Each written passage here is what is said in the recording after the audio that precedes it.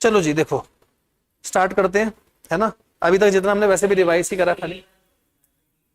Question number 22।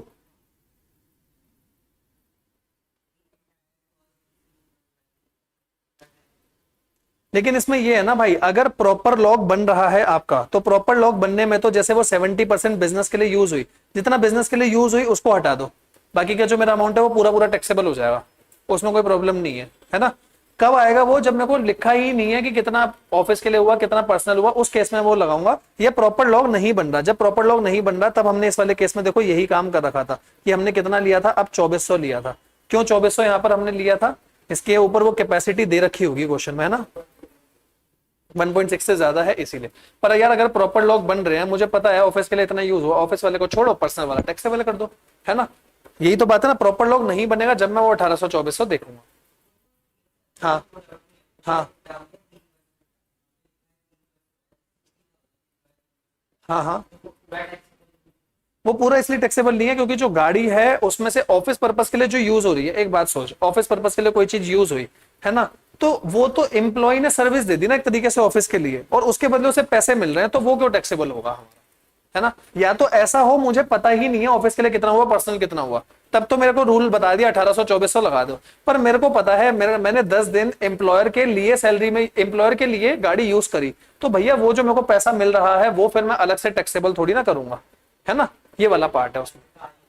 हाँ ठीक है ना।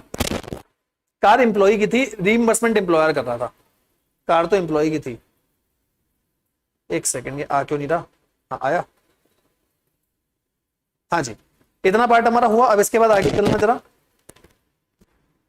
एलटीसी और मेडिकल फैसिलिटी। एलटीसी में हमने क्या बात पढ़ी थी, अगर एयर से हो रहा है तो इकोनॉमिक क्लास, रेलवे से हो रहा है फर्स्ट एसी। जहां पे आपके एयर और रेलवे नहीं जा रहे, तो अगर रेलवे है तो फर्स्ट एसी ले लेना, रेलवे नहीं है तो पब्लिक ट्रांसपोर्ट सिस्टम में जो डीलक्स हो वो ले लोगे, नहीं है तो फर्स्ट एसी तक का ले लो। फर्स्ट एसी से कम आपने खर्चा करा तो जितना आपने खर्चा करा उतनी ही रिइंबर्समेंट मिलेगी। हर 4 साल में कितनी बार बाहर जा सकते हो, 2 बार, 2 बार की एग्जेम्पशन है। पर अगर 4 में नहीं गए तो अगले 1 साल में आपको 1 बार के लिए कैरी फॉरवर्ड उसे कर सकते हो, जिसका हमने ये इंप्लीकेशन निकाली थी कि 4 साल में टोटल 3 बार आप ले सकते हो बेनिफिट, है ना, मैक्सिमम 3 बार। अच्छा, उसके बाद आपका आया अगला मेडिकल फैसिलिटी। मेडिकल फैसिलिटी में बताओ क्या है, सबसे पहले अगर इंडिया में है, चाहे ओन किसी ने भी कर रखा हो, तो क्या होगा, कुछ भी अमाउंट टैक्सेबल नहीं होता जनरली, चाहे वो एम्प्लॉयर का ओन हो, सेंट्रल गवर्नमेंट का ओन हो, लोकल अथॉरिटी का हो, उसके प्रिस्क्रिप्शन पे आप जा रहे हो, कोई दिक्कत नहीं। पर अगर मैं बाहर जा रहा हूं, सबसे पहले मेडिकल ट्रीटमेंट पूरा फ्री, कोई दिक्कत नहीं। लेकिन जो मैं स्टे अब्रॉड और ट्रेवल है उसमें फर्क है। स्टे अब्रॉड अगर मैं कर रहा हूं साथ में एक अटेंडेंट के साथ कर रहा हूं, तो आरबीआई की जो लिमिट है उतना ही एग्जेम्प्ट कर पाऊंगा। जैसे खर्चा हुआ 2 लाख का, आरबीआई ने बोल रखा है 1.5 लाख, तो 50,000 आपका टैक्सेबल होगा। लेकिन ट्रेवल के केस में क्या बोलोगे, सिर्फ ट्रेवल वाले का बेनिफिट जोड़े बिना अगर ग्रॉस टोटल इनकम 2 लाख तक है तो ट्रेवल का कोई भी नहीं आएगा टैक्स। लेकिन अगर ग्रॉस टोटल इनकम 2 लाख से ज्यादा है बिना ट्रेवल को जोड़े, पहले वाला सब जोड़ना, ये बात ध्यान रखना भाई, पहले वाला ये सब जोड़ोगे आप, बस ये वाला नहीं जोड़ोगे, है ना, तो फिर वो भी आपका टैक्सेबल हो जाएगा। इसके ऊपर भी हमने क्वेश्चन करे थे, ठीक है। ये वाली बात हो गई। रेंट फ्री एकोमोडेशन, अब आ जाओ जरा रेंट फ्री में, मैं इसको एक बार आराम आराम से करवाऊंगा क्योंकि आगे आज इसके हमारे को और क्वेश्चंस भी करने, ठीक है। देखो सबसे पहले रेंट फ्री में आप सबसे पहली बात क्या बोलोगे, जो गवर्नमेंट एम्प्लॉय को दिया जाता है, गवर्नमेंट एम्प्लॉय को रेंट फ्री अकोमोडेशन 2 तरीके से दिया जा सकता है। कौन कौन से 2 तरीके से दिया जा सकता है, या तो होटल में दिया जा सकता है, या उनको अपना ही गवर्नमेंट का कुछ ओन्ड है वो दिया हुआ है। अगर गवर्नमेंट ने अपना कुछ ओन्ड दिया है तो बताओ उसमें आप क्या बोलोगे, सर लाइसेंस फी देख लो कितनी है, और जो भी आपकी लाइसेंस फी है वो आपका रेंट फ्री अकोमोडेशन की वैल्यू हो जाएगी। और साथ में अगर वो फर्निश फ्लैट है तो फर्नीचर वगैरह की जो भी आपकी वैल्यू होगी वो जोड़ देना। ये बात हमने पढ़ी थी। सर अगर होटल है तो क्या करोगे, लोअर देखोगे, होटल है मतलब एम्प्लॉयर का ओन नहीं है। कितना, सर 24% ऑफ सैलरी उतने पीरियड की जितने पीरियड के लिए अकोमोडेशन दिया गया, एक्चुअल चार्जेस पे या पेबल बाय द एम्प्लॉयर, दोनों में से जो भी लोअर है। सर एक्चुअल चार्जेस है 10,000, 24% आया 12,000, कौन सा लूंगा, 10,000 लूंगा, which ever is lower, lower वाला आपको लेना है। लेकिन एक्सेप्शन है, एक्सेप्शन के लिए क्या बात इन्होंने बोली गई, एक सेकेंड आजा, आ क्यों नहीं रहा ये ऊपर, हाँ। एक्सेप्शन के लिए इन्होंने क्या बात बोली गई जरा उसको समझना। देखो 2 कंडीशन है। सबसे पहली कंडीशन, अगर आप सिर्फ और सिर्फ 15 दिन के लिए आपको वो एकोमोडेशन दी गई, और साथ में वो सिर्फ इसीलिए दी गई क्योंकि आपका ट्रांसफर हुआ था, तो रेंट फ्री एकोमोडेशन में ऊपर वाली चीजें नहीं लगेगी। और एक बात और, in the aforesaid case hotel accommodation provided 15 दिन से ज्यादा, देन परक्विजिट ओनली कितना होगा, 15 दिन से ऊपर की जो वैल्यू आ रही होगी। इसके ऊपर हमने क्वेश्चन भी करा था, अगर आपको याद हो, जैसे ट्रांसफर के केस में उसे एक महीना 15 दिन के लिए अकोमोडेशन दी गई, तो हम ऊपर के एक महीने की वैल्यू निकालते थे। सही बात है, यहां तक कोई प्रॉब्लम तो नहीं ना। अच्छा, ये तो हुआ गवर्नमेंट की बात हो गई सारी। अब इसके बाद जरा और चलो, RFA provided to non government employee, क्या करोगे, सबसे पहले कंसेंसस देखोगे, ठीक है ना। ये कौन सा आप देखते हो, सेंसस देखोगे, कौन सा, 2001 वाला। अगर आपकी 10 लाख तक की पॉपुलेशन है तो सैलरी का 7.5%, 10 लाख से ज्यादा 25 लाख है तो 10%, 25 लाख से ज्यादा है तो 15% सैलरी का देखोगे, ठीक है, इतना अकोमोडेशन होगा। सर अगर ये नहीं है तो, अगर आपने ओन नहीं कर रखा तो उस केस में सीधा 15% उठाओ, जो मैक्सिमम है वो वाला उठाओ, और लीज रेंट देखो जितना आप रेंट दे रहे हो, विच एवर इज लोअर। तो मतलब एक बात आपको क्लियर हुई, अगर प्राइवेट वाला है तो उसमें 15% ऑफ सैलरी और lease rent which ever is lower, government वाला है तो 24% ऑफ सैलरी, दूसरा क्या देखोगे, जितना आपने एक्चुअल में चार्जेस दिए, विच एवर इज लोअर। लेकिन ट्रांसफर अगर हो रहा है, ट्रांसफर की वजह से 15 दिन से कम है तो कुछ भी नहीं आएगा, 15 दिन से ज्यादा है तो एक्सेस ऑफ 15 दिन आएगा। यहां तक की बात हो गई।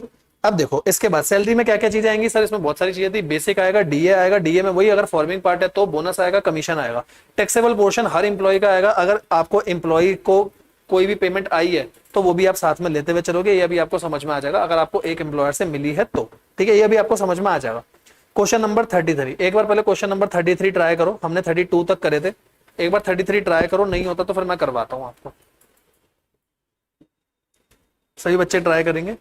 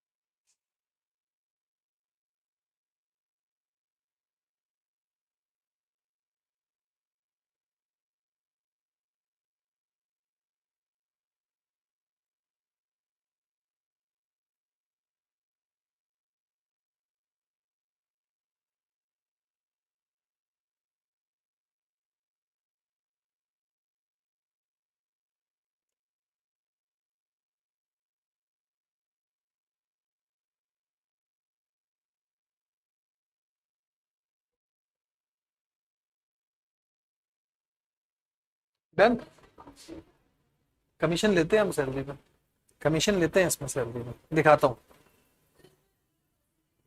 नहीं नहीं, यहाँ पे कमीशन की फिक्स परसेंटेज नहीं है आपकी, वो एचआरए में होती थी, यहाँ पे नॉर्मल लिखा हुआ ना आपका कमीशन, यहाँ पर आपका नॉर्मल लिखा हुआ ना कमीशन, ठीक है, तो कमीशन जो भी होगी मैं सारी की सारी यहाँ पर लूंगा आपकी, ठीक है।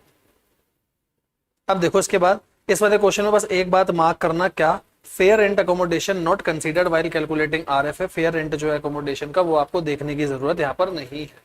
क्यों देखने की जरूरत नहीं है आपको, वो खुद से पता है ना, क्योंकि आपने वो देख लिया, सीधा पॉपुलेशन 24 लाख है, मैं सीधा उस हिसाब से उठा लूंगा 10% ऑफ सैलरी, बात खत्म। अच्छा, इसके बाद एक इंपॉर्टेंट पॉइंट है, जरा इस पे ना इंपॉर्टेंट लिखना, ये टू हाउसेस वाला पॉइंट क्या है, पॉइंट समझाता हूं, देखो पॉइंट क्या है, पहले पॉइंट समझना, टू हाउसेस वाला क्या पॉइंट है आपका। हाँ देखो, where on account of transfer of employee from one place to another he is provided with accommodation at a new place of posting while retaining the house at the old place. कई बार ऐसा होता है, employ रह रहा है दिल्ली में, दिल्ली से उसे भेज दिया मुंबई, मुंबई भेजा उसे, तो दिल्ली में जिस प्लेस पे वो रह रहा था, जनरली बड़ी कंपनी में ऐसा नहीं होता, जिस दिन वो निकला अगले दिन आपने किसी और एम्प्लॉय को रख दिया। यहाँ पे इसका मान लो बहुत सारा सामान था, थोड़ा बहुत सामान लेके अभी मुंबई शिफ्ट हो गया कि बाकी सामान मैं थोड़े दिनों में ले आऊंगा, ठीक है। पीरियड कितना रखा हुआ है, 3 महीने का, 3 महीने का पीरियड रखा है, 3 महीने भी नहीं बोलते लॉ में, 90 डेज बोलते हैं, ठीक है। कह रहे 90 डेज तक अगर रखा हुआ है तो हम आपको फायदा देंगे, पर अगर 90 डेज से ज्यादा आपने दोनों जगह को ऑक्यूपाई कर रखा है फिर तो भाई आपके लिए दोनों टैक्सेबल होने चालू हो जाएंगे। 90 डेज से कम तक है कोई बात नहीं, 90 डेज से ऊपर जाओगे दोनों टैक्सेबल हो जाएंगे, ये बात वो कह रहा है। बात समझना क्या कह रहा है, पहले 90 डेज के लिए तो from the date of transfer, जिस दिन ट्रांसफर हुआ, सिर्फ एक हाउस को देखा जाएगा which has the lower value shall be taxable. RFM में जिसकी वैल्यू कम आ रही होगी उसे टैक्सेबल करेंगे, मतलब आपको फायदा दिया गया। दिल्ली की वैल्यू कम है दिल्ली वाला ले लो, मुंबई की वैल्यू कम है मुंबई वाला। जरूरी नहीं है कि मैं दिल्ली से मुंबई जा रहा हूं तो मुंबई वाला ही लूंगा, ऐसा नहीं, फायदा दिया गया। जैसे ही 90 डेज से ज्यादा हुए दोनों के दोनों हाउस उठा करके टैक्स करने चालू हो जाएंगे रेंट फ्री अकोमोडेशन में। अब आपकी दो वैल्यू आ जाएगी। यहां तक क्लियर हुआ? पक्का? यहां तक कोई दिक्कत परेशानी नहीं? आओ क्वेश्चन नंबर 34 जरा देखते हैं। क्वेश्चन नंबर 34 मेरे साथ देखो, फिर मैं आपको भले एक ऐसा क्वेश्चन दे दूंगा लेकिन पहले ये वाला क्वेश्चन अभी मेरे साथ देखना, ठीक है? देखो जी, मैं खाली पेन चेंज कर दूं एक बार। हाँ, मिस्टर सोना following salary detail, basic salary 6000 रुपए, डीए फॉर्मिंग पार्ट दे दिया, बहुत ही बढ़िया। एकेडमिक डेवलपमेंट अलाउंसेस है 1000। एक बात बताओ, आपने कहीं पढ़ा एकेडमिक डेवलपमेंट अलाउंसेस के बारे में कुछ? एकेडमिक डेवलपमेंट अलाउंसेस, हाँ, एक्सपेंडिचर बेस्ड अलाउंसेस में पढ़ा हुआ है, बताओ। हाँ, डीटीसी हुआ में ये है आपका, टीटीसी हुआ ए जो आ रहा था लास्ट में, हेल्पर को यूनिफॉर्म पहना करके एकेडमिक रिसर्च करवा रहे हो, वो है, ठीक है। एंटरटेनमेंट अलाउंसेस दे रखा है, कोई बात नहीं। एंटरटेनमेंट अलाउंसेस जब आएगा जब सेंट्रल गवर्नमेंट का होगा, लेकिन टैक्सेबल सब में होता है। She has been provided with RFA in Pune. 1 जुलाई 2023 को she has posted to Mumbai. पहले कहाँ रह रही थी? पुणे, अब कहाँ चली गई? Mumbai. New house further allotted to her on the same date, same date पे 1 जुलाई को यहां से निकली और यहां पर दूसरा घर उसे दे दिया गया। But she surrender her Pune house only on 31 दिसंबर। दिया 1 जुलाई को और मैडम ने 31 दिसंबर को सरेंडर करा। 6 महीने का फायदा उठाया दोनों घर में, इधर भी रहने उधर भी रहने, पता नहीं कैसे। या तो एक घर में खुद रह रहे होंगे, एक घर में अपने घर वालों को डरा दिया होगा कि तुम रहो आराम से, जब खाली करेंगे देखेंगे। Rent paid by the employer for Pune house वो है 500 रुपए महीना। एम्प्लॉयर कितना रेंट दे रहा है? सिर्फ 500 रुपए। कितनी बढ़िया बात है, 500 रुपए महीने का। While Mumbai house is owned by the employer. अब मुंबई का हाउस एम्प्लॉयर ने ओन कर रखा है। कह रहा है ग्रॉस सैलरी बताओ। पहले बताओ क्वेश्चन में कहीं भी लिखा है गवर्नमेंट है? नहीं भी लिखा, हम गवर्नमेंट नहीं मानेंगे। आओ जी ग्रॉस सैलरी निकालते हैं। ग्रॉस सैलरी देखो, सैलरी के क्वेश्चन में कुछ ना समझ आए एक चीज जरूर करके आना, बेसिक जो भी हो उसे 12 से मल्टीप्लाई करके वो जरूर लिख कर आना, 1 नंबर तो मिलेगा, ठीक है। जो डीए है 12 से मल्टीप्लाई करके लिख के आओ, 2 नंबर पक्के, अगर 6 नंबर का क्वेश्चन है तो, नहीं तो 1 नंबर आधा आधा इनका पक्का। अब आगे कुछ ना समझ आए तो जो तुम्हें वैल्यू समझ आ रही है वो एक आधी लिख कर आ जाओ, ठीक है। पूरा क्वेश्चन समझ में आ रहा है फिर तो कोई दिक्कत ही नहीं। अब हमने पढ़ा था डीटीसी हुआ। डीटीसी हुआ में हमने एकेडमिक अलाउंसेस में क्या पढ़ा था? जितना आपको मिला, जितना आपने खर्चा करा, विच एवर इज लोअर उतना एग्जेम्प्ट मिलेगा। मिला कितना? 1000 रुपए। खर्चा कितना करा? 700। तो टैक्सेबल कितना होगा? 300 रुपए महीने का। 12 से मल्टीप्लाई करा 3600 आ गया, कोई दिक्कत तो नहीं। एंटरटेनमेंट अलाउंस सर चाहे गवर्नमेंट हो नॉन गवर्नमेंट हो, जोड़ना तो सब में है, घटाना किस में से है? खाली गवर्नमेंट, सिर्फ गवर्नमेंट में से और कहीं नहीं, ठीक है। अब बात करते हैं रेंट फ्री। आपको भी बेटा पेपर में ऐसे ही करना है, रेंट फ्री अकोमोडेशन को बना दो वर्किंग नोट नंबर 1 और अब हम सारा काम करें, ठीक है। यहां तक कोई दिक्कत तो नहीं? आ जाओ। सबसे पहले ये बताओ मैडम कब गई थी? मैडम शिफ्ट कब हुई थी? 1 जुलाई को। अगर मैडम 1 जुलाई को शिफ्ट हुई है तो पहले अप्रैल से जून में तो कोई कलेश ही नहीं है। सबसे पहले अप्रैल से जून की बात करते हैं। अप्रैल से जून में कोई कलेश नहीं। क्या बात चल रही है भैया? रेंट दिया था, रेंट दिया था। रेंट बताओ कितना आएगा आपका? 500 रुपए दिया था, तो 3 महीने का कितना हो गया? 1500 हो गया, ठीक है। एक बात बताओ, हमने वहां पर क्या बात पढ़ी थी? अगर ओन नहीं होता नॉर्मल प्राइवेट वालों के लिए तो 15% देखा जाएगा सैलरी का और rent paid which ever is lower. भाई सैलरी तो इसकी पक्का ज्यादा बन रही होगी, उसका 15% आप निकाल के देख लो भले, लेकिन 1500 ही लोअर आ रहा होगा। देखो यहाँ निकाला हुआ भी है। Pune house not owned by employer, तो 15% ऑफ सैलरी या lease rent which ever is lower. आप सैलरी देख लो, सैलरी कितनी आ रही थी मेरी? 18,000, 9,000, 900 और 1500। ये पता है कैसे लिया होगा? ऊपर का ही अमाउंट उठा रखा है, दिखाऊं? 18,000, 9,000, एक सेकेंड, ये कौन सा अमाउंट उठाया इसने? 4410 जो इसने निकाला है, ये महीने का निकाला होगा फिर, है ना? ये महीने का निकाला होगा, तो भी 18,000 कैसे बैठ रहा है? 3 महीने का होगा। हाँ सही है, सही है, 3 महीने का होगा। वो समझने में थोड़ी दिक्कत हो गई, 3 महीने का ही है ना। 6,000 इंटू 3, ये 9,000 आपका, 3,000 इंटू 3 है ना। वैसे ही आपका 300 रुपए जो टैक्सेबल है वो, और ये 500 रुपए जो टैक्सेबल है वो, है ना। एंटरटेनमेंट अलाउंस आपने 3 महीने का निकाला, तो 3 महीने के हिसाब से आपने 15% लिया, वो आया 4410, तो आपका 1500 आ गया। यहाँ तक कोई दिक्कत तो नहीं? पक्का? अब बात करो जुलाई से। सर सबसे पहले एक बात बताओ, जुलाई से 90 दिन मेरे कहाँ काउंट होंगे। अब आप ऐसे काम मत करना कि 1 जुलाई है तो मैं डेट में चलूं, नहीं, जुलाई अगस्त सितंबर बात खत्म, 3 महीने। डेट्स में नहीं जाना है ऐसे क्वेश्चन में, बहुत ज्यादा कंफ्यूजन होती है वरना। जुलाई अगस्त सितंबर मैं दोनों को निकालूंगा, विच एवर इज लोअर होगा वो ले लूंगा। सबसे पहले बात करते हैं, अगर मैं इसी की बात करूं तो भैया 3 ही तो महीने, 3 महीनों की तो आपने पहले भी कैलकुलेशन करी है। क्या आ रहा था, 1500 आ रहा था या 4410 आ रहा था, विच एवर इज लोअर 1500 आपने लिया था। ये हो गया पहले हाउस का, सही बात है, यहां तक कोई दिक्कत तो नहीं ना। दूसरा जो हाउस है, दूसरा हाउस तो उसने ओन कर रखा है, उसने ओन कर रखा है ना। और क्या आपको पूरे क्वेश्चन में कहीं पर भी पॉपुलेशन के बारे में कुछ लिखा है? नहीं लिखा पॉपुलेशन के बारे में, एक बार पढ़ लो। और अगर कहीं कुछ नहीं है तो आप बताओ सेफेस्ट अजम्पशन में क्या लूंगा?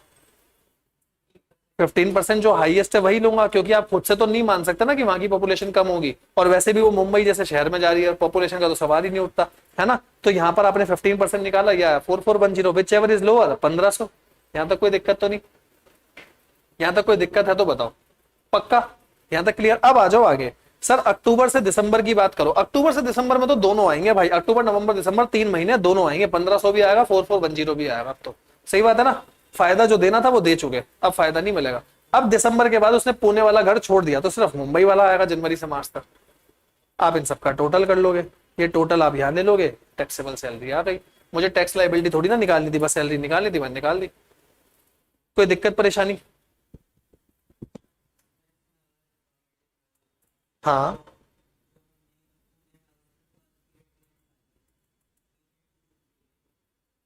हाँ हाँ हाँ बिल्कुल, डिडक्शन तो देनी पड़ती है ना, बिना डिडक्शन के नहीं हो पाएगा काम, क्योंकि हमने 3 चीजें पढ़ी, तीनों चीजों की डिडक्शन आपको देनी ही देनी है, चाहे वो स्टैंडर्ड डिडक्शन हो, ठीक है, स्टैंडर्ड थी उसमें, एंटरटेनमेंट थी और प्रोफेशनल थी, ऐसे करके तीनों थी आपकी, ठीक है। और कोई दिक्कत, और कोई परेशानी है आपकी? कोई दिक्कत हो, कोई परेशानी हो तो बताओ। ये यहाँ तक क्लियर है सब? यहाँ तक क्लियर है? ठीक है, एक चीज आपको और दिखा देता हूं ऊपर से।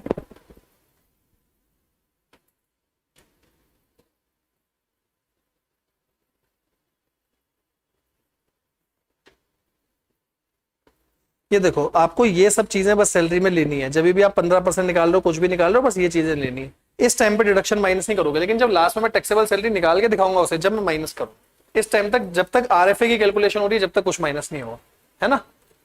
इसलिए मैंने वो चीज क्लैरिफाई कर दी साथ के साथ आपकी। ये हो गया 34 क्वेश्चन आपका, ठीक है। आगे आओ। Mister uncle, my uncle got a rent free house along with furniture from his employer, is the furniture separately taxable? क्या फर्नीचर सेपरेटली टैक्सेबल होगा? बिल्कुल टैक्सेबल होगा। Furniture is also provided, then 10% per annum cost of furniture और actual hire charges taken on rent shall be taken. और ये बात हम पहले भी पढ़ चुके हैं, अगर आपको याद हो, 10% देखा जाता है उस केस में। आपका नहीं ऊपर लिखा हुआ तो इस पे स्टार लगा देना, यहाँ पर ये बात अच्छे से पढ़ लेना। अगर आपका साथ में फर्निश हाउस है तो जो भी कॉस्ट होगी फर्नीचर की, उसका 10% साथ में जुड़ेगा। एनी मेंटेनेंस और रिपेयर ऑफ द बिल्डिंग इनकर by the employer shall be ignore, कोई मेंटेनेंस है रिपेयर है उसे छोड़ दो, लेकिन फर्नीचर का नॉर्मल 10% डेप्रिसिएशन तो लोगे वियर एंड टीयर के हिसाब से, ठीक है।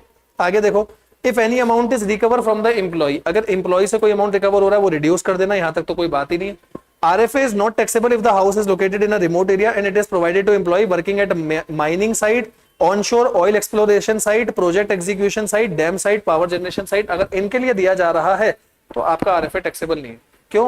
ऐसी जगह पे वैसे ही घर नहीं मिल रहे, एम्प्लॉयर ने घर किसी को दे भी दिया तो उसको टैक्सेबल मत रखो, ठीक है ना।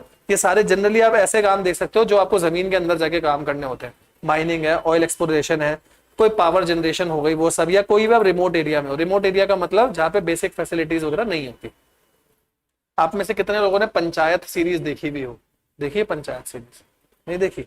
रईस मूवी देखी है? रईस मूवी देखी है? कैसे बंदे हो यार तुम, बिल्कुल ही मतलब बोरिंग से बंदे हो, कुछ भी नहीं देखा हुआ तुमने, वरना मैं तुम्हें कुछ रिलेट करवाता। कैसे जीवन चल रहा तुम्हारा? देखी थी?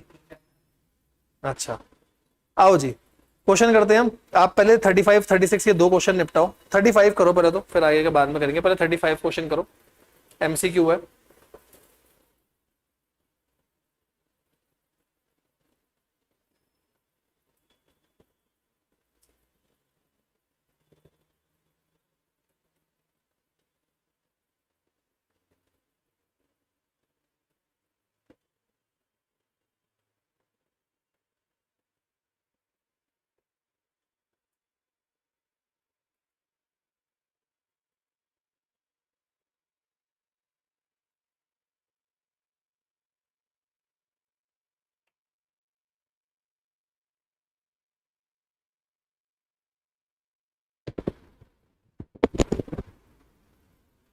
इसमें तो कलर ही बदल गया कैमरे में, पिंक शर्ट को व्हाइट शर्ट बना दिया इसमें तो। Abhimanyu granted RFA own by employer in Chennai, Chennai में रह रहा है। अब तुम्हें एक बात बताऊं, जब ऐसे क्वेश्चन लास्ट में जब तुम पूरा सैलरी पढ़ लोगे ना, बच्चे क्या क्या गड़बड़ करते हैं तो मैं गड़बड़ बताता हूँ। सबसे पहले वो पढ़ेंगे रेंट फ्री एकोमोडेशन। अच्छा चेन्नई में है, चेन्नई में तो भाई 50% ऑफ सैलरी लगता है, कहीं का भी कुछ भी जोड़ेंगे, हाउस एंड अलाउंसेस को इसके साथ देखेंगे नहीं, रेंट फ्री एकोमोडेशन लिखा है, कुछ नहीं। सैलरी बेसिक सैलरी और डीए तो लेते हैं और कुछ थोड़ी लेते हैं, ऐसी गलतियां होती है लास्ट। तभी सैलरी की डिवीजन टाइम टू टाइम करना बहुत जरूरी है। बेसिक सैलरी है 1 लाख रुपए महीना, ये तो महंगा बंदा है। ही इज ऑल्सो ग्रांटेड 5,000 पर month as a tribal area allowances. बताओ जी ट्राइबल में कितना एग्जेम्पशन, याद है तुम्हारे को, अभी हमने करा था, ठीक है ना device. Further he is also given a fridge and microwave, fridge और माइक्रोवेव भी दे दिया उसे, एक गर्म करने के लिए, ठंडा करने के लिए। कितना पे कर रहे हैं, 3,000 रुपए पर मंथ एज हायर चार्जेस, ठीक है, उसके हायर चार्जेस 3,000 रुपए है। What is the taxable value, assuming employer recover 1,500 employee से ले रहा है और पॉपुलेशन ऑफ चेन्नई है 72 लाख। एक बात बताओ, फर्नीचर जो दिया उसने माइक्रोवेव वगैरह, उसके लिए वो तो बताया नहीं उसकी कॉस्ट, तो मैं सीधा हायर चार्जेस ही ले लूंगा, बात ही खत्म हो गई है ना। निकालो, बहुत सिंपल सा है क्वेश्चन, बताओ क्या आएगा।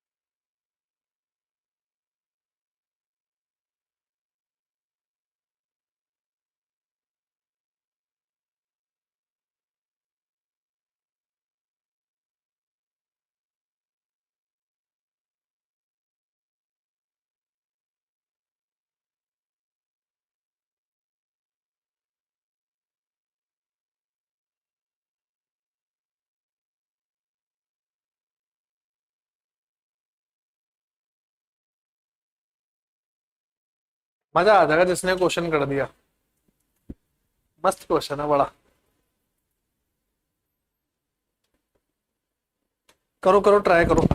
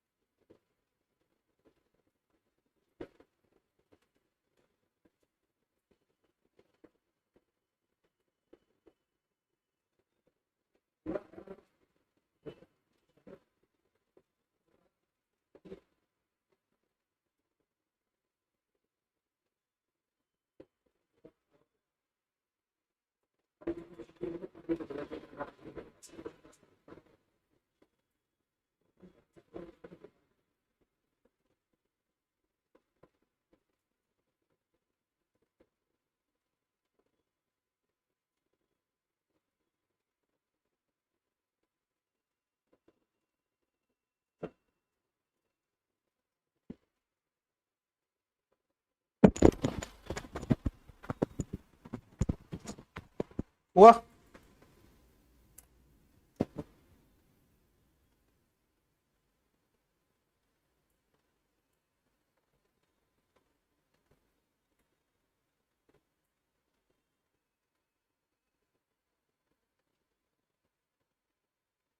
करवाऊं, देखो साथ में इसका ना सॉल्यूशन भी लिख लेना बाद में, पहले पहले समझ लो। देखो यहाँ करते हैं इसका सॉल्यूशन।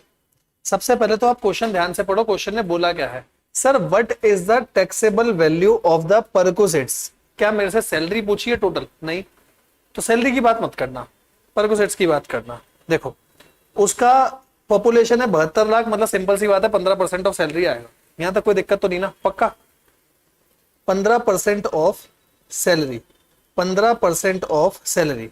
सबसे पहले सैलरी देखते हैं, सैलरी कितनी होगी उसकी भाई की। पहले हुआ 1 लाख रुपए महीना, 1 लाख रुपए महीना, 5,000 मिले, लेकिन 5,000 में से कितने हट जाएंगे? 200 एग्जेम्प्ट हो जाएंगे। ये भी महीने का है, महीने की बात हो गई। फ्रिज मिला 3,000 रुपए महीना, सारी चीजें हैं 3,000 रुपए महीना, ये सब चीजें महीनों की। यहां तक कोई दिक्कत तो नहीं ना? इसका जरा 15% निकाल के बताओ कितना आ रहा है। जरा इसका 15% निकाल के बताओ कितना आ रहा है आपका।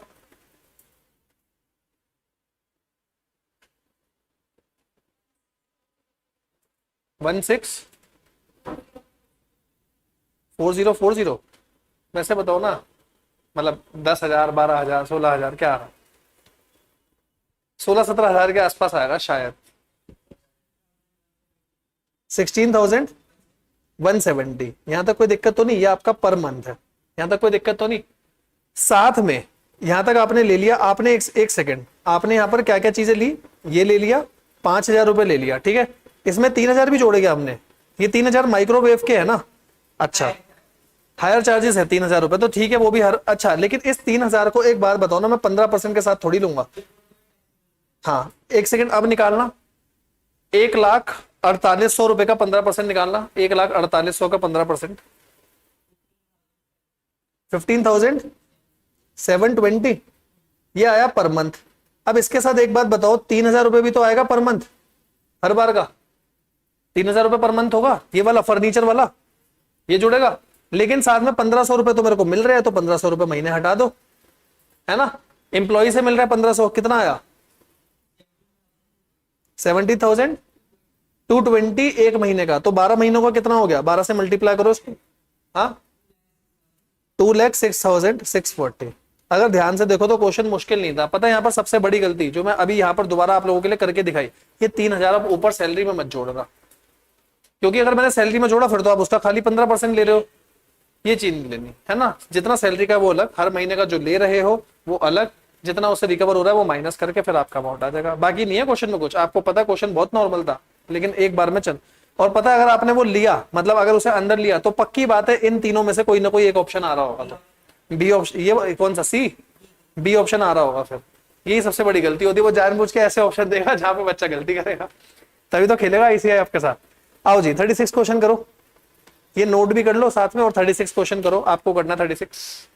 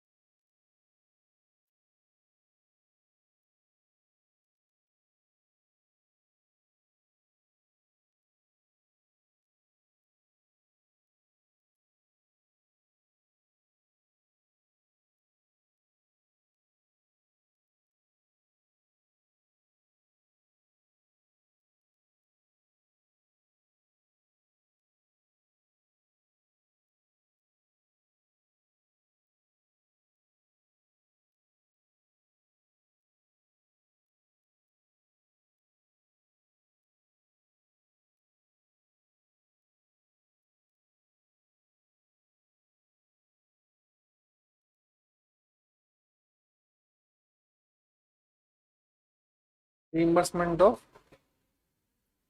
सैलरी का पार्ट होना तो चाहिए।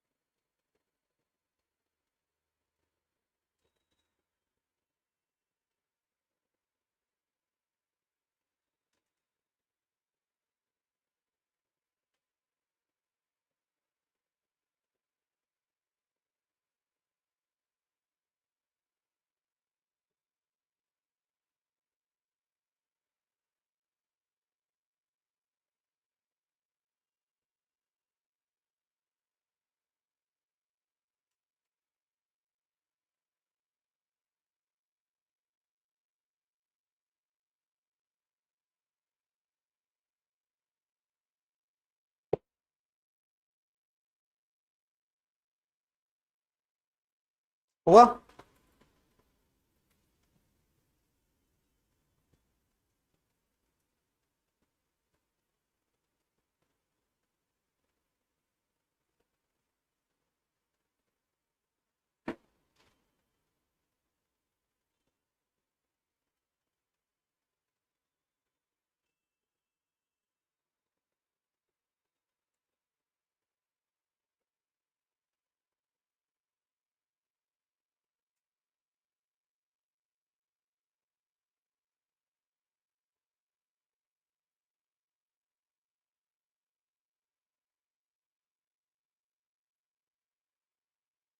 बताएं जी।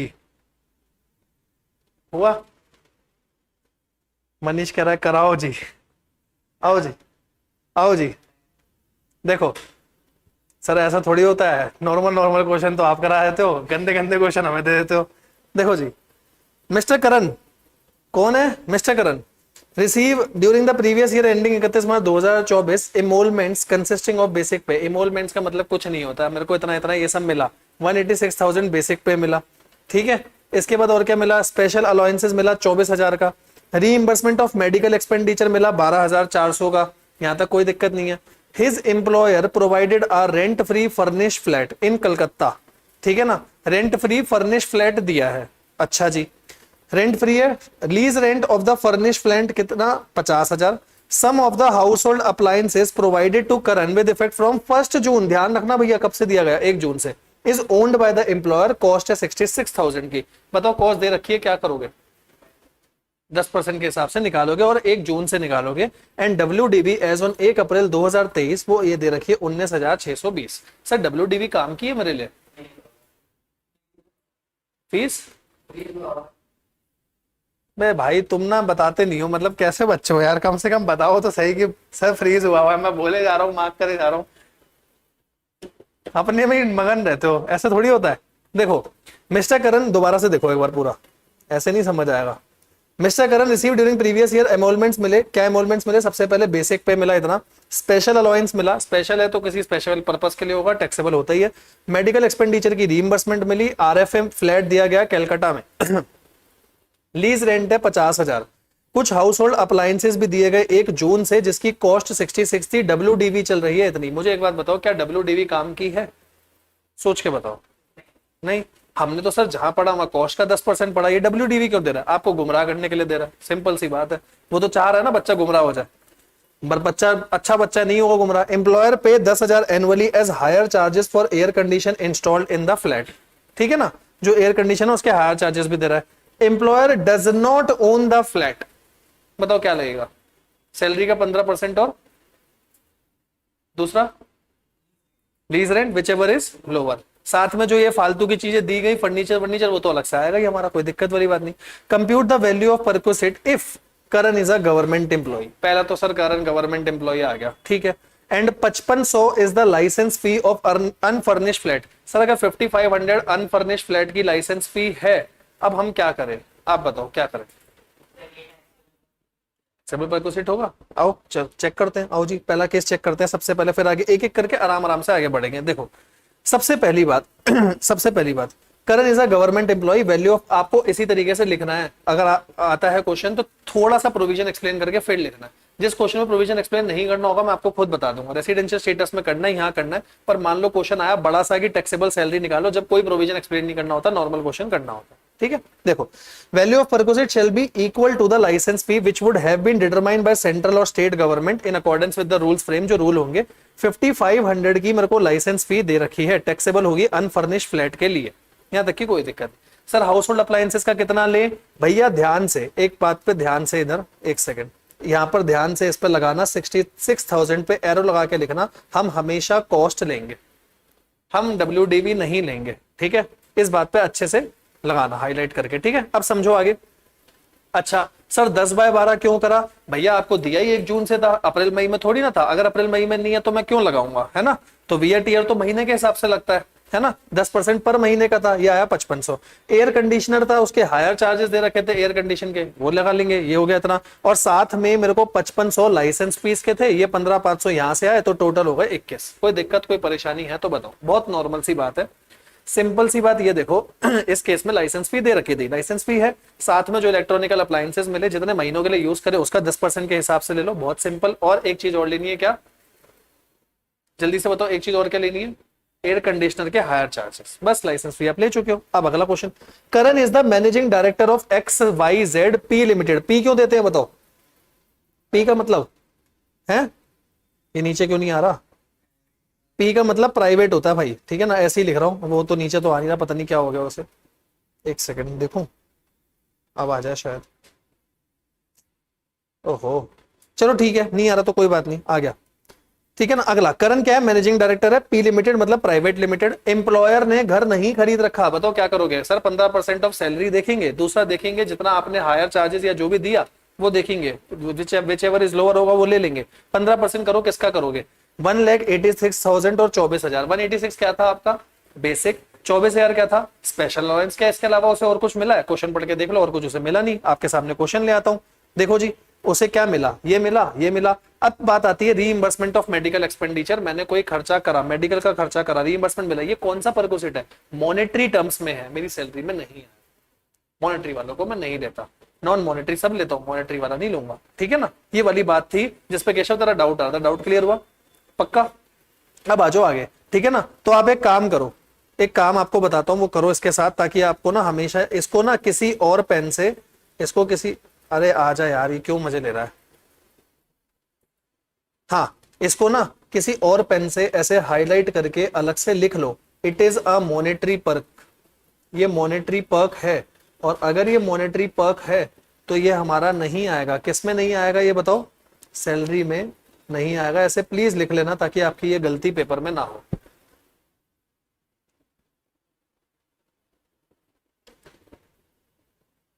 अलग किसी चीज से हाईलाइट करके लिखना, साथ में लिख दो, साथ में लिख देना। मैं तो अपने टाइम पे क्या करता था, ऐसा कोई पॉइंट आता था मैं साथ में लिख देता था सावधान इंडिया, ताकि उस पॉइंट से पहले मैं सावधान हो जाऊं थोड़ा सा कि हाँ भाई इसमें कुछ स्वाद है, ये कुछ अलग है पॉइंट।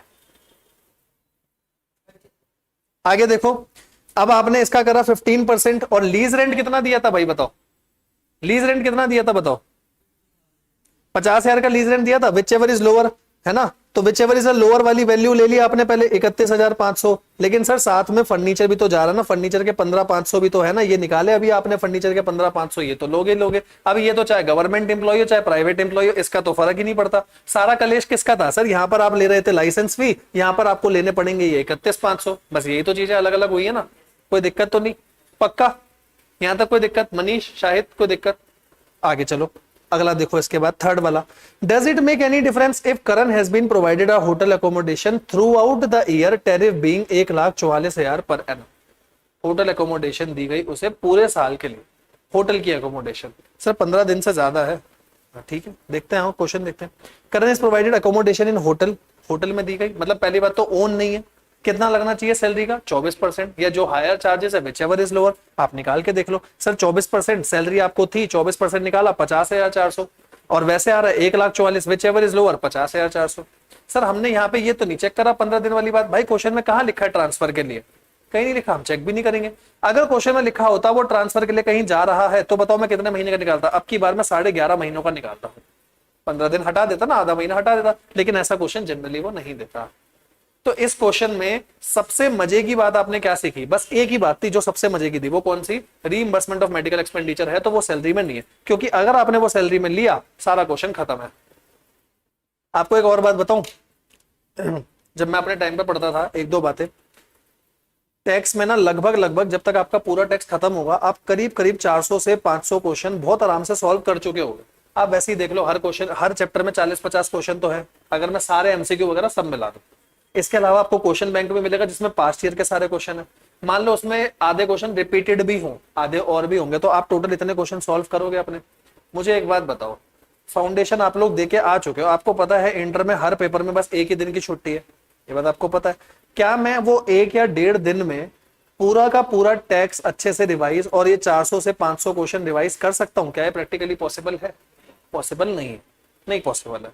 तो हमें पता है क्या करना है, हमारी अप्रोच क्या, अप्रोच सुनना, आप किसी भी रैंक होल्डर से पूछ लो, एक ही अप्रोच होती है। क्या अप्रोच है? सर टैक्स के लिए बता रहा हूं स्पेसिफिकली, सर जितना रूल है, जितना लॉ है, ये तो मेरे को सारा पढ़ना है, इसमें तो कुछ नहीं छोड़, इसमें तो मैं छोड़ ही नहीं सकता, क्योंकि यहां छोड़ा क्वेश्चन पेपर में आ गया तो आप कर ही नहीं पाओगे। क्यों नहीं कर पाओगे? सर 2-4 दिन पहले से तो मैं बाकी सब्जेक्ट पढ़ रहा हूं, मैं टच में तो हूं नहीं, तो मेरे को एक दिन पहले रिवाइज तो करने पड़ेंगे सर। ठीक है, उनको रिवाइज करने का लॉजिक बताता हूं, उनको आप रिवाइज कैसे करोगे, तरीका बताता हूं, वे बताता हूं। देखो ये वाला चैप्टर आपका चल रहा है, ये देखो, जब आपका ये चैप्टर होगा तो नीचे सारे सेक्शन की क्विक रिवीजन बना रखी। अगर आपने इतना भी पढ़ लिया ना रिवीजन एक दिन पहले, आपको सारी चीजें क्लियर हो जाएगी। क्यों? क्योंकि आप सारी चीजों पे क्वेश्चन तो पहले भी कर चुके हो ना, तो ये 2-3 पेज पढ़े, यहां तक हो गया। इसके साथ आपको एक काम खाली और करना है, वो क्या करना है, देखो हमारा कौन सा पेज चल रहा है अभी, पेज नंबर बताना, 3.24।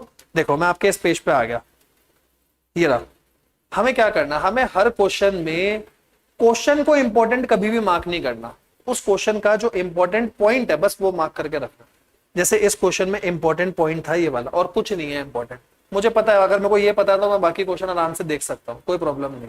अब एक बात बताओ, आपके लिए 400 क्वेश्चन करना टफ है, मैं कहता हूं हर क्वेश्चन में, ऐसा तो होगा भी नहीं कि हर क्वेश्चन में पॉइंट निकलना, कोई क्वेश्चन तो बहुत ही सिंपल होते हैं, है ना। अगर हर क्वेश्चन में आपके 2 पॉइंट भी निकल रहे हैं तो 800 पॉइंट हो गए। 800 पॉइंट को रिवाइज करना बहुत आसान। आपने रूल पढ़ा, अच्छा इस क्वेश्चन में ये बात अच्छी थी, अच्छा इसका ये इंपैक्ट पड़ा, बात खत्म, मैं पूरा क्वेश्चन क्यों सॉल्व करूं? इसका बहुत फर्क पड़ता है पेपर। रिवीजन किसी की भी करो, आप अकाउंट्स पढ़ रहे हो, अकाउंट्स का आपको पता है कितना ज्यादा सिलेबस बढ़ गया, लॉ पढ़ रहे हो, कुछ भी पढ़ रहे हो, सीधी बात है, आपको एक बात पता है, मेरे को हर चीज के क्वेश्चन करके देखने हैं, क्योंकि क्वेश्चन नहीं करूंगा मुझे पता ही नहीं चलेगा कि वो चीज वो पूछ क्या रहा है। मैंने ज्ञान तो ले लिया, मुझे ये तो पता चले वो पूछ क्या रहा है, तो उसमें हर चीज में बस इंपॉर्टेंट पॉइंट मार्क करके रखो कि इसका ये इंपॉर्टेंट पॉइंट है बस। मैंने अपने टाइम पे भी ये करा था, क्योंकि आपको ये लग रहा है 800 पॉइंट, मैं आपको लिख के दे रहा हूं, 800 तो छोड़ो, ये 500 पॉइंट भी बन रहे हो ना तो बहुत बड़ी बात है। आधे से ज्यादा क्वेश्चन तो ऐसे होते हैं जो या तो रिपीटेड होते हैं, जिसमें सेम पॉइंट आ रहा है, मैं उसे क्यों मार्क करूं भाई, है ना।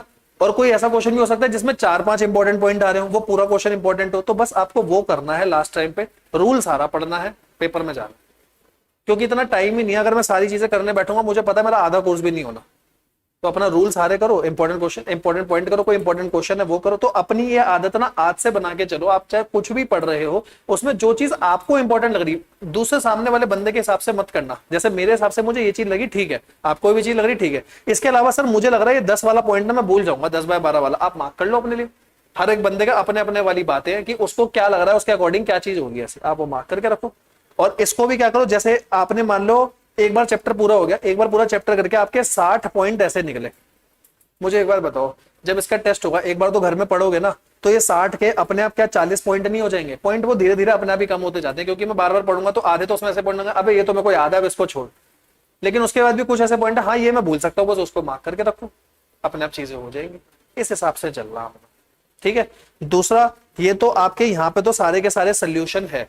मान लो आपके किसी भी सब्जेक्ट में, शायद ये बात मैंने आपको पहले भी बताई हो, अगर आपके किसी भी सब्जेक्ट में ऐसे हैं कि बुक में खाली क्वेश्चन दे रखा है और सॉल्यूशन आप अपनी क्लास की क्लास बुक के नोटवर्क में, क्लास वर्क में कर रहे हो, है ना, तो कॉपी का जो पेज नंबर है वो बुक के यहाँ पर डाल के रखो कि ये पेज नंबर 2 पे मेरा सॉल्व हुआ है, और कॉपी में बुक का पेज नंबर डाल के रखो कि 11.24 पे क्वेश्चन है जो मैंने सॉल्व करा है। इससे बेटा बहुत टाइम आपका बचेगा।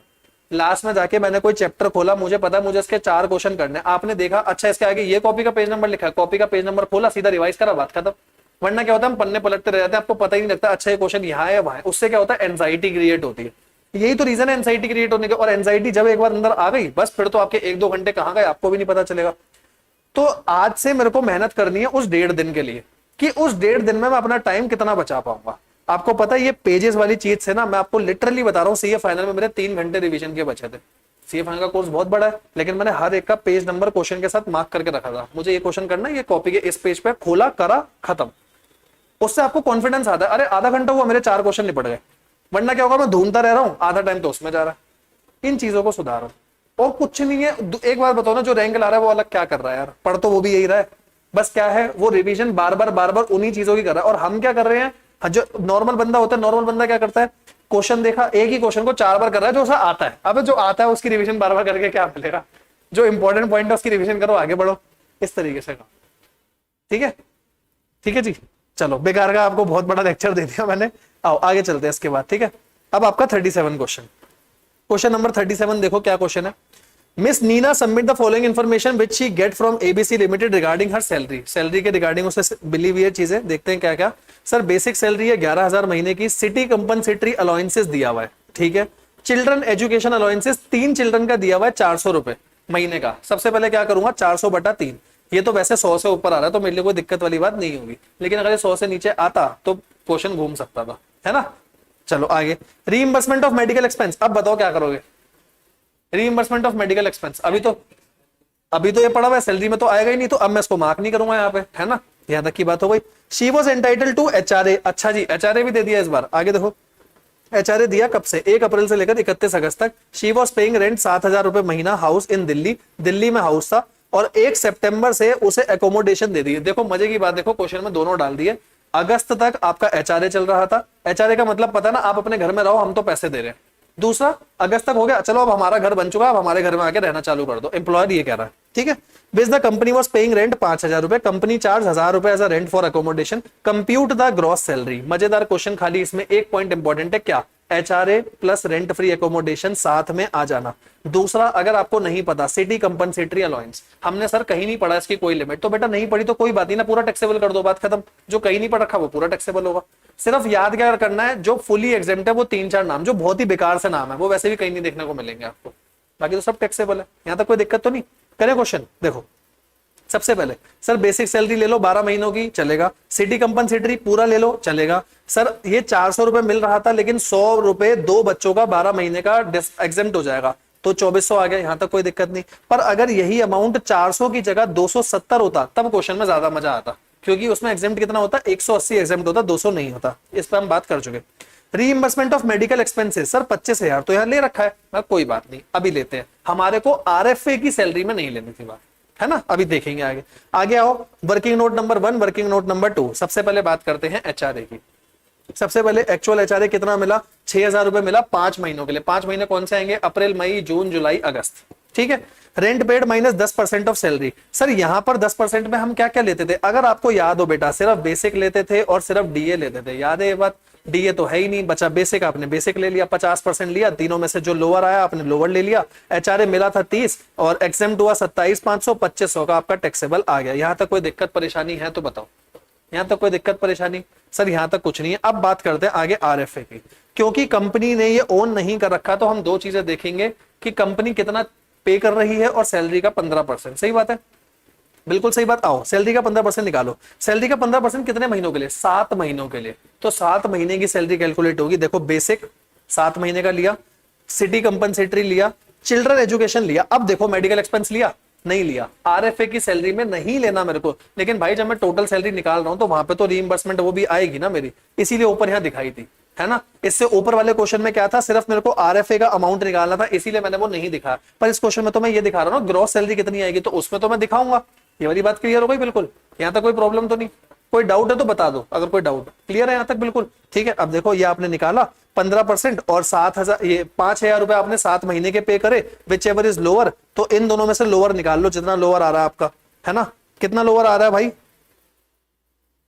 लोअर आ रहा है 11,918, ये लोअर आ रहा होगा, फिर इसका 15% लोअर आ रहा होगा। और आपको अमाउंट कितना रिकवर हुआ, 7 महीने के 1,000 रुपए मैंने एम्प्लॉय से लिए हैं। देखो लास्ट लाइन में ये बात लिखी हुई थी, ये 7 महीनों के 1,000 रुपए आपने एम्प्लॉय से लिए, वो माइनस कर दो तो इतना अमाउंट टैक्सेबल हो जाएगा। कोई दिक्कत, कोई परेशानी यहां तक है तो प्लीज बताओ। कौन सा वाला? टैक्सेबल आरएफए में क्या चीज? 1050, ये कैसे आया? सिटी कंपनसेटरी अलाउंस कितना है हमारा? 150 है ना, तो 150 इंटू में 7 महीने, ये 11,000 इंटू में 7, और ये 200 इंटू में 7। ठीक है जी, कोई दिक्कत तो नहीं आता?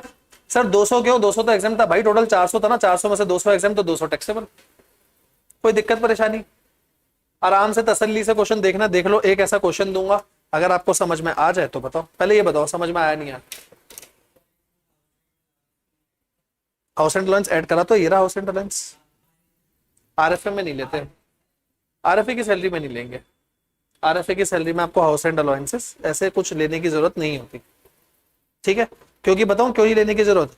कभी भी कोई भी कंफ्यूजन हो, आरएफए पे जाओ और आरएफए की सैलरी पढ़ो जरा, सैलरी में क्या बात लिखी है। यहाँ लिखा है taxable portion of all allowances, तो टैक्सेबल पोर्शन ये ऑल अलाउंसेस का जो लिया जाता है ना, वो ऊपर के जितना अलाउंसेस है उनका लिया जाता है, जिसमें जो स्पेसिफिक लिमिट्स आने लग जाती है हमारी, उनकी बात नहीं करते, उनको नहीं लेना होता हमारे को। ठीक है ना, यहाँ तक कोई दिक्कत तो नहीं? एक बार आराम से पढ़ लो पूरा, देखो कोई दिक्कत लग रही है तो बताना मेरे को, और क्लियर है तो भी बताना। तसल्ली से पढ़ो, मैं जब तक फिर एक क्वेश्चन लिख रहा हूं, फिर वो आप एक क्वेश्चन करना। ये क्या हुआ? हाँ चल रहा है ना, मैं एक क्वेश्चन लिख रहा हूं, फिर आप वो एक क्वेश्चन करके देखना, ठीक है?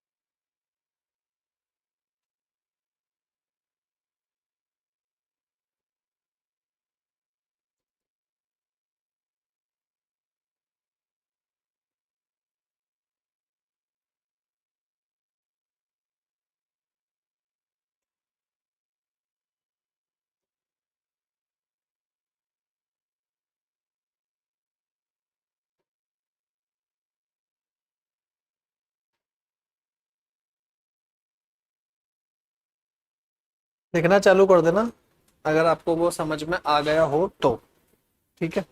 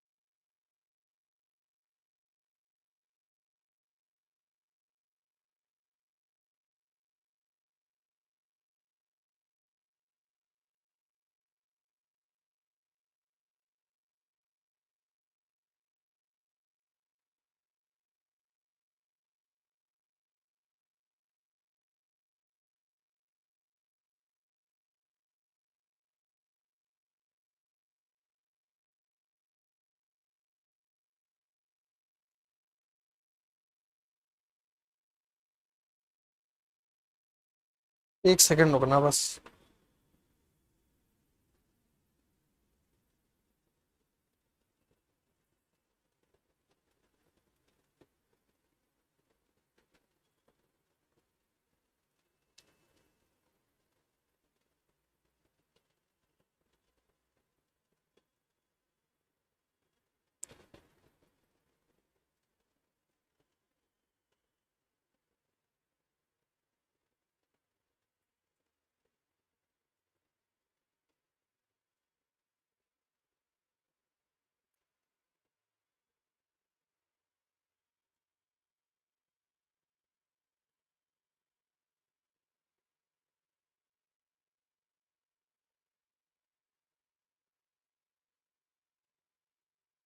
लो जी, ऊपर का सारा नोटेड है ना? या तो पहले ये कर लो फिर ऊपर का दिखा दूंगा।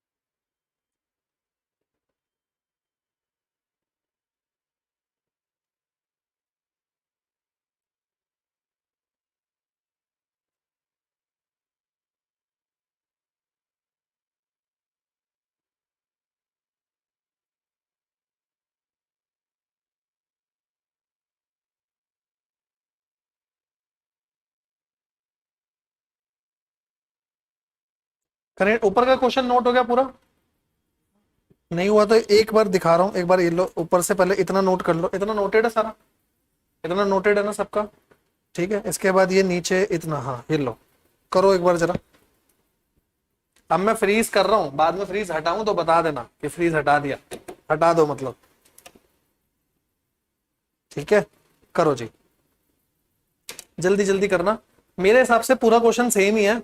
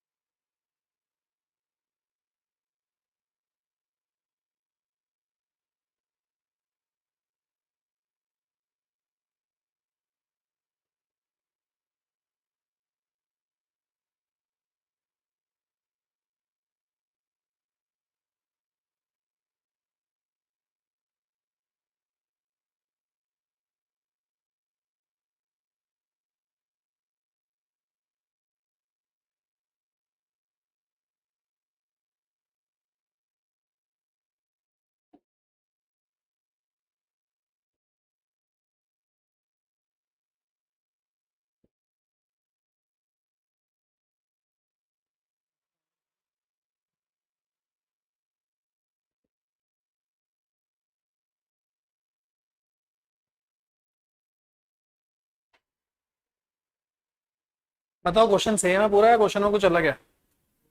पूरा सेम है क्वेश्चन, बस अलाउंसेस ही तो अलग करे मैंने, बाकी तो कुछ नहीं अलग।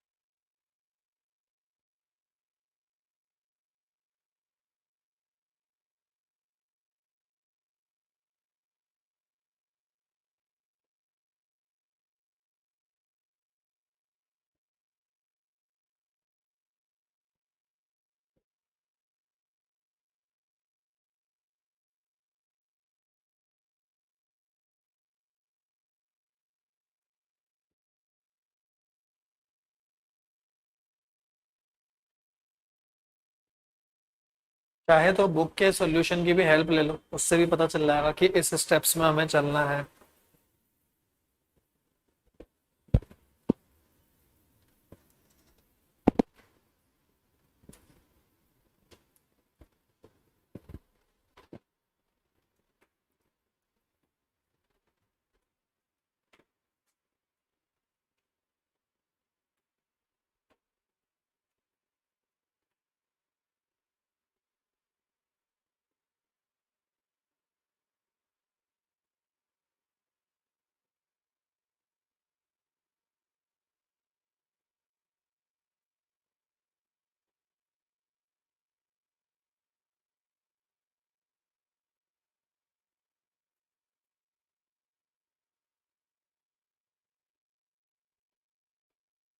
हो गया जी।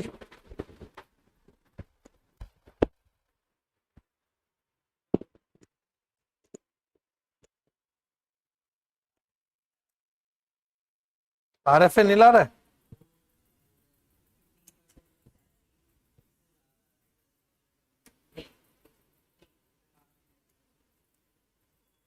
मनीष, हो गया? आ गया आंसर? क्या आ रहा है?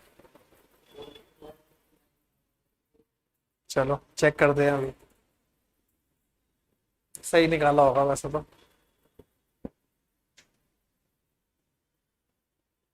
कितना टाइम और चाहिए बाकियों को? 2 मिनट, 3 मिनट हो जाएगा, 2-3 मिनट में। करो जी।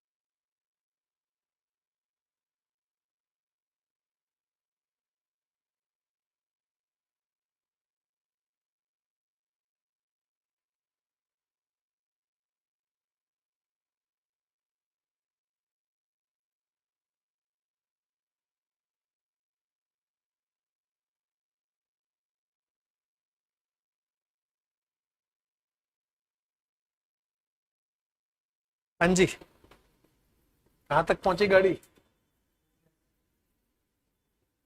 हो गया? शाहिद दिया, आंसर निकाल दिया? आ गया? क्या हो गया? एक्सप्रेशन से ऐसा गलत सा लग रहा है कुछ, कैसा है? हाँ, एचआरए नहीं निकल रहा। एचआरए में क्या क्या लिया आपने? एचआरए रिसीव, अगला rent paid minus 10% of salary. Salary में बेसिक और डीए आएगा, डीए तो है ही नहीं, बस बेसिक आएगा आपका, और 50% आएगा क्योंकि मुंबई है। तीनों का लोअर ले लो। तीनों का लोअर हो सकता है। नील भी आ रहा, नील क्या एग्जामेशन नील आ रही होगी, या टैक्सेबल नील आ रहा है? एग्जामेशन नेगेटिव को तो हम चेक ही नहीं करते ना। करें? आओ जरा देखते हैं इस क्वेश्चन को। यार मैंने मनगढ़ंत वैल्यूज दी है ना, तो हो सकता है दिक्कत आ भी रही हो। आओ जी जरा देखें। देखो, सबसे पहले अब मेरे को प्लीज बताते चलना यार, क्योंकि अब देखो तुम बताओगे नहीं अभी भी ये फ्रीज है, फिर मैं कर दूंगा फिर बोलोगे। हाँ देखो, सबसे पहले बेसिक सैलरी बताओ जी। बेसिक कितनी? 1 लाख रुपए महीना, कितनी हो गई? बेसिक के बाद क्या दिया है मैंने, पहले लिख लूं। हेल्पर है, चिल्ड्रन है, हॉस्टल है। हेल्पर थे, हेल्पर को हुए बच्चे, चिल्ड्रन आ गए, फिर इनको भेज दिया हॉस्टल। हेल्पर का बताओ कितना था खर्चा? 10,000 है तो 7,000 का तो खर्चा हो गया, तो 10 में से 7 गए, बचे 3,000 महीनों के, तो 12 के हिसाब से कितने हो गए? कोई दिक्कत तो नहीं। चिल्ड्रन, चिल्ड्रन में क्या 270 है 3 बच्चों का, एक महीने का, तो 270 अगर 3 बच्चों का है तो पर बच्चे का हुआ 90। अगर पर बच्चे का 90 है तो एग्जामेशन कितनी मिलेगी? 180 तक मिलेगी। तो 270 में से 180 हटा दो, बचे 90। 90 इंटू 12 कितने हो गए? 1080। कोई दिक्कत यहां तक किसी को? हॉस्टल तो एक ही बच्चे का है, और वो भी कितना? 250। अलाउ कितना होता है? 300। तो मैं कितना करूंगा? 250 ही होगा, तो ये जीरो आ जाएगा। यहां तक कोई प्रॉब्लम तो नहीं ना? पक्का। अब आगे चलते हैं, यहां से 1 मिनट रुकना बस। हाँ, अब यहां से आगे देखो, हॉस्टल तक की बात हो गई हमारी। रीइंबर्समेंट लूंगा? हाँ सर, यहां तो लोगे ना, यहाँ कोई दिक्कत थोड़ी है। सैलरी को तो निकालते हुए मैं लूंगा रीइंबर्समेंट। आरएफए की सैलरी में नहीं लूंगा। कितनी? 2 लाख रुपए। यहां तक कोई दिक्कत? कोई दिक्कत? आगे चलें इसके बाद। बस अब तो क्या करना है, बस हो गया, क्वेश्चन खत्म। एचआरए निकालो, आरएफए निकालो, क्वेश्चन खत्म। सर इतना सिंपल क्वेश्चन था बस। हाँ, वर्किंग नोट 1, वर्किंग नोट 2, इसके बाद क्या आ जाएगा मेरा? Gross salary. बस क्वेश्चन ध्यान से पढ़ना, ग्रॉस ही बोली ना उसने। अभी तो इस वाले क्वेश्चन मैंने ग्रॉस दिया, वरना डिडक्शन माइनस होगी ना वो 50,000 वाली। ठीक है, अब देखो, पहले करते हैं वर्किंग नोट नंबर 1। किसकी कैलकुलेशन? एचआरए की। सर लोअर है वो एग्जेम्प्ट होगा। लोअर किसका? पहला एचआरए मिला कितना, एचआरए रिसीव कितना, कितना एचआरए रिसीव हुआ भाई? है 9,000 रुपए ना। हाँ, 7 महीनों का, अप्रैल मई जून जुलाई अगस्त सितंबर अक्टूबर, ठीक है। तो 63,000 तो ये आ गया मेरा। कैसे आया? 9,000 इंटू 7। शायद क्लियर हो रहा है भाई? दिया क्लियर हो रहा है? केशव सही है, आ जाओ आगे। एचआरए के बाद अगला क्या होगा? रेंट पे। रेंट कितना पे करा आपने? 56,000। ये 56 कैसे आया? 8,000 इंटू 7 करके, है ना। माइनस करोगे 10% ऑफ सैलरी, तो 10% ऑफ सैलरी। लेकिन अब तो भाई सैलरी भी तो मैं 7 महीने की लूंगा ना, सही बात है ना। तो सैलरी 7 महीने की लो, सिर्फ बेसिक आएगी। बेसिक थी 1 लाख, 1 लाख 7 महीने से करोगे 7 लाख। अब ये आपने 7 लाख करा, तो सर ये तो नेगेटिव आ रहा है। ये 56 हो रहा है, -70 कितने हो रहे हैं? नेगेटिव का 14,000। तो नेगेटिव तो मैं नहीं ले सकता। आगे आ जाओ, तीसरा और देखते हैं। तीसरा क्या? 50% ऑफ, 50% ऑफ सैलरी, बताओ कितना आ रहा है? 50% ऑफ 7 लाख, 3,50,000। अब यहां बात आती है, सर मैं क्या लूं? लोअर तो नेगेटिव जा रहा है। जब भी भाई लोअर नेगेटिव होगा तो आपका जो एग्जेम्पशन है वो जीरो आएगा। एग्जेम्पशन जीरो आएगा। आप ये नहीं कह सकते सर ये लोअर है तो मैं 63,000 उठा लूं, ऐसे नहीं आएगा। एग्जेम्पशन आपका जीरो है। अगर आपका एग्जेम्पशन जीरो है तो टैक्सेबल कितना अमाउंट हो जाएगा? जितना मिला 63। आप ऐसे करके दिखा भी सकते हो, 63 माइनस जीरो। और मैं आपको बता दूं, ये सिर्फ मेरे क्वेश्चन में ही ऐसा हुआ है, पेपर में ऐसा नहीं होगा, क्योंकि ये क्वेश्चन हमने सोचते हुए नहीं बनाया कि कितनी क्या वैल्यू आनी चाहिए, वरना हमेशा एग्जेम्पशन कुछ ना कुछ आती है। बहुत ही ज्यादा 0.1% चांस है कभी ऐसा आ जाए, नहीं आता जनरली। तो हमने क्वेश्चन बनाया था ऐसा, इसीलिए ऐसा आ गया। Second RFA. अब आरएफए में बस मेरे को एक सिंपल सी बात बताओ, क्या उसका कंपनी का ओन है? नहीं। 15% किसका? सैलरी का। और क्या लोगे? एक्चुअल में कितने पे कर रहे थे? एक्चुअल में कंपनी कितने पे कर रही है? 18,000 पर मंथ। तो 5 महीने कितने हुए? 90,000। और यहां बताओ, यहां कितना आएगा? 15% ऑफ सैलरी। सैलरी कितनी? अच्छा, सैलरी में बताओ क्या क्या लोगे? 1 लाख 5 महीनों के लिए। और क्या लोगे भाई? 1 लाख लोगे 5 महीनों के लिए। और सर हेल्पर का लोगे 3,000 रुपए। हेल्पर का आएगा 3,000, चिल्ड्रन का आएगा 90, है ना। तो 3,090 लूंगा मैं 5 महीनों के लिए, और तो कुछ नहीं आएगा ना। तो 3,000 रुपए लूंगा 5 महीनों के लिए, और 90 लूंगा 5 महीनों के लिए। कोई दिक्कत तो नहीं? बताना कितना आ रहा है इसका 15%? 535 लाख ये आ रहा है। तो दोनों में से लोअर 90,000। पर 90 में से सर मेरे को तो रिकवर भी हुआ। कितना रिकवर हुआ? क्यों? बताओ क्या गड़बड़ हुई है? आराम से देखो, बताओ।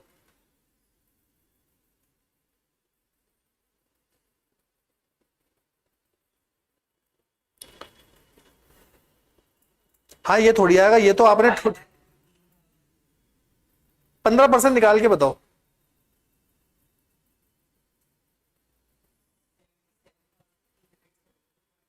77,000 0.50 चेक करना, यही आ रहा है, ये आ रहा है।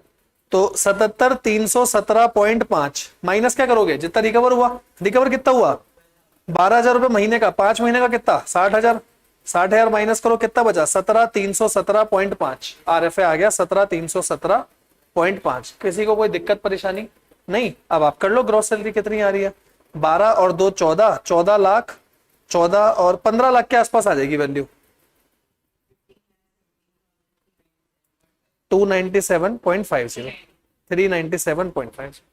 कोई दिक्कत कोई परेशानी, सेम ही तो था, आप चेक कर लो भले, हमने यहाँ पर भी तो यही सब करा, लास्ट में आपने जब ये निकाला RFA और ये वैसे ही तो निकाला, बिल्कुल कोई दिक्कत परेशानी, क्लियर है बिल्कुल। तो आज की हमने क्लास में क्या पढ़ा, बस RFA और रिवाइज खाली, आगे क्लास में आगे चलेंगे। मान के चलो मेरे को जो लग रहा है 3 क्लासें तो अभी और लगेगी सैलरी पे, क्योंकि चीजें आगे हैं। अब आप सोच लो अगर मैं 3 कह रहा हूं तो आप मान के चलो कहीं 50-55% ही अभी सैलरी आपका हुआ है। तो साथ के साथ इस वाले टॉपिक को प्लीज रिवाइज करते हुए चलना। आगे हाउस प्रॉपर्टी आएगा, आप एक दिन बैठ के रिवाइज करोगे हो जाएगा, इसको मत छोड़ो, इसको साथ के साथ रिवाइज करते हुए चलो। कोई दिक्कत परेशानी है तो बताओ, क्लियर बिल्कुल। चलो बाकी करेंगे नेक्स्ट क्लास में, आज की क्लास में इतना ही, थैंक यू।